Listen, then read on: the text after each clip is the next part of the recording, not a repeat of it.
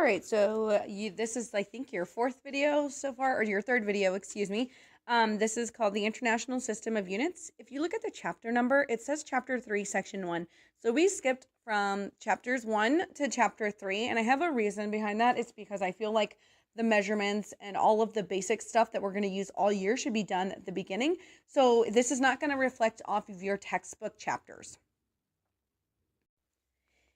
Here are the things that I think you should know for this after the end of this video. You should be able to identify the 7 base units, know metric prefixes, convert between Celsius and Kelvin, and distinguish between mass and weight. There are a couple of other things I'll probably add in here, but I will let you know what I feel like is the most important. So before I begin talking about this table here, I want to talk about, and another thing, don't copy this table down. I will give you a really nice copy that you can put in your, what is that called? Your notebook.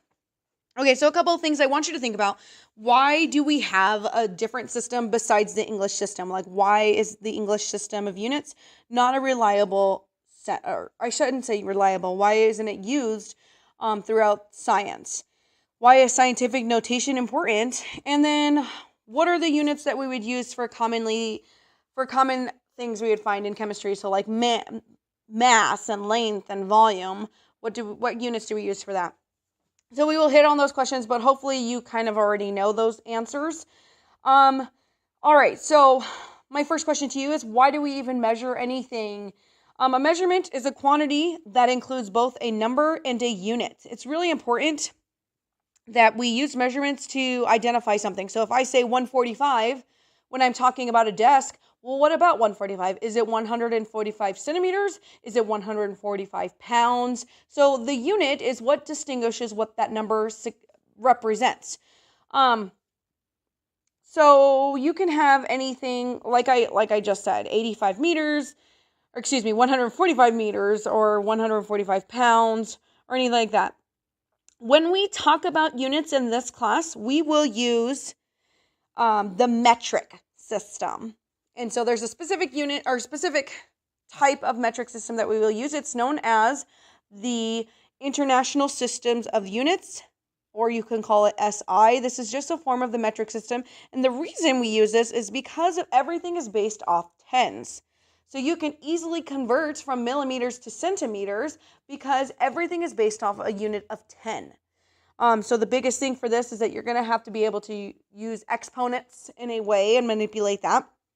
But this mechanism or this unit conversion allows for things to be easily converted very quickly once you see the process, once you see how to move your decimal back and forth.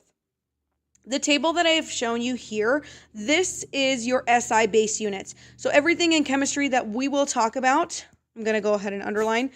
We're going to talk about length, mass, temperature, amount of a substance. Those are going to be the things we focus on a lot. Time, not so much. If you get into physics, you'll talk about time a lot. But in this case, we're not going to spend a lot of time talking about that. But we will use length, mass, temperature, and amount of substance. So anytime I ask you to take the length of something, I would expect you to know that I mean in meters. Now, obviously, if something is like a penny, measuring in meters is going to be pretty hard to do. So we obviously would use a conversion factor for that, or we would just use a meter stick and hopefully it had centimeters on it. We could measure in centimeters or even millimeters. So there are different conversions that you'll do quite a bit, but for these base units, like this is like saying one of something. Okay, anything else, everything wants to be converted to these units. Again, don't worry about filling this table out in your book. I am going to give you a very nice copy. It's going to look exactly like this, but I don't want you to freak out about having to write this and wasting time. It's just not something you need to do. But what we use this table for is not only to identify prefixes, which is a chunk of a word that comes before a root word. It really tells you the amount of something. So if I were to say kilo represents the 1,000. So anytime you say kilometer or kilogram, you should know that I'm speaking in thousands. So another good way people represent this is like saying I ran a 5K. That's saying 5 kilometers. Okay. I've also provided to you good examples over here on the side. So remember on the last slide, I had mentioned that everything goes to the base unit. So you see here, this one doesn't have a prefix. It doesn't have an abbreviation. This is our base unit. So anytime we're converting, you're going to probably convert, unless I do not say convert to a meter, you would do that. Now, there will be plenty of times where I'm going to tell you just leave the unit as is. When we do a measurement lab, you will be converting everything from a millimeter to a centimeter to a kilometer to a meter just to get used to doing those conversion factors, because in this class, I may ask you to measure something in grams and then say, well, what is that in kilograms? Because some of the equations that we're going to use in this class require that we be in kilograms and not in grams. And if you don't convert something and then use an equation thinking it'll be the same thing, your answer is going to be wrong. It's going to be off by a unit of 10. Okay, so back to this table. If you look here, I've given you the prefix with the exception of our base unit. So I'm going to use centi as my example. So centi represents in the hundredth place. Anytime you see, a lot of times, I shouldn't say anytime, but a lot of times when you see like T or C, deci, centi, milli, those represent really small numbers in comparison to like mega and giga. Those represent very large numbers.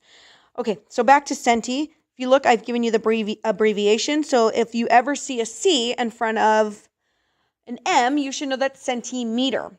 Or a C in front of a G, that's centigram. This is 10 to the negative seconds place. So anytime you represent a centi, it's in the hundredths place. So 1/100th. So 1 centimeter equals 0.01 meters. Notice 0.01, this is in the hundredths place. Remember, this is the tenths and this is the hundredths place. And then if you go on further, if you go down to milli, this is in the thousandths place. So it's going to be 0.001 equals, or excuse me, 0.001 meters equals 1 millimeter. It's just really a way to convert back and forth. We are going to spend quite a bit of time in class doing this together. We will practice, so do not freak out if right now you are just not getting it. We will spend more time practicing this. So in the last slide, I was talking about prefixes, and those prefixes indicate where we're sitting on the decimal scale or the exponent scale. So some of those prefixes obviously represent really large numbers, and some of those prefixes represent really small numbers. Now, when you have really large and really small numbers, we use what's known as scientific notation. And this is just a way that you can write really, really large numbers and really, really small numbers so that you don't have to write a million zeros after or before a decimal. So, like I said, it's going to be kind of confusing. If some of you have done this before, great. If you haven't, it's okay. It's just going to take some practice getting used to. A lot of times I will tell you to put your answer in scientific notation. And that's just really, once we get into things, it's an expectation that I expect of you. So I've given you 2 examples here. I have this really small number, and how I know, oops, I didn't mean to shake that. How I know this is a really small number is because there are so many zeros after my decimal place. So 0.0 something, something, something. I don't know how many zeros that is. I think it's 28. Yep, it's 28. Anyway, all of those decimals, or excuse me, zeros after a decimal indicate a really small number. If you see a whole bunch of zeros before a decimal, that's a really large number. Now, this second answer here does not have a decimal in it, but there is actually a decimal that's represented. It's just invisible because there's no point of putting it. But the decimal is always at the end of a number. So like 1 point would be a way to represent just 1. So we just kind of omit the decimal, but it is actually there. So this is a really large number because all of the decimals are before the 0. This is a very small number. This one here is a small number because all of the decimals are after, or excuse me, zeros are after the decimal. Now, here's a rule for scientific notation. You will always have a 3-digit number with a decimal and a 10 exponent. So anything that is written like these 2 numbers here is in scientific notation. Still represents a small number. How would you know that this represents a small number? Well, the answer is if you look at the exponent. The exponent, whether positive or negative, will tell you if you're dealing with a small or large number. anytime you see a negative exponent, and I'm going to even write that here, negative equals small. Negative exponent equals small, so the opposite would be true for a large number. A positive exponent, I'm just going to write a plus sign, equals a large number. I hope you guys know that this pound sign means number and not hashtag. Okay, so again, negative, anytime you see a negative, that indicates a small number. Anytime you see a positive, that indicates a large number. We are going to practice how to go from scientific notation and out of scientific notation. So don't worry if you don't know how to do that. This is just to introduce you to the concept. But it is really useful. You should know that it is really useful in order to write numbers really quickly. All right, so the basic units that we'll be using in chemistry, I just thought I'd go over this to make sure that you kind of know what I'm talking about. So for length, it's always going to be meter. Now, not in all cases is the meter going to be convenient. If you look at the prefixes above, or not above, excuse me, if you look at the prefixes on the previous slides, I told you that a centimeter is going to make more sense to use than a meter when you're measuring a penny. It would be very impossible to use a meter stick to measure a penny. Now, if that meter stick had centimeters and millimeters on them, then it would be easier to read. Okay? Great way to, but still, it's easier to convert from a millimeter to a centimeter than it is from an inch to a foot. And some of you are probably saying no, but it's probably because you've used them this forever, right?